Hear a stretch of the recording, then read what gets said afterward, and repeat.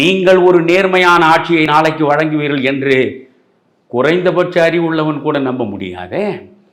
நீங்கள் புறப்படுகிற பொழுதே நேர்மையும் தூய்மையும் துலங்க அல்லவா புறப்பட வேண்டும்.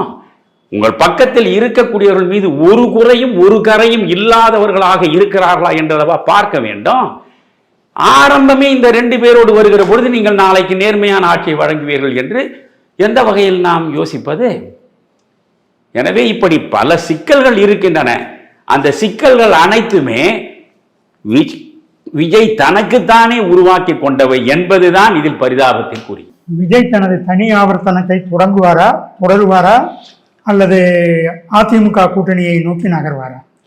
குமரையா, விஜய்க்கு இன்றைக்கு இருப்பது 3 வாய்ப்புகள் தான். விஜய் பனையூர் வீட்டில் உட்கார்ந்து கொண்டு நான் சொல்லுகிற இந்த 3 வாய்ப்புகளையும் யோசித்து ஒரு முடிவெடுக்க வேண்டும். முதல் வாய்ப்பு, அவர் நினைக்கிறார் போல் நாம் முதலமைச்சராக வர வேண்டும். அதற்கு நாம் தனியாகத்தான் நிற்க வேண்டும்.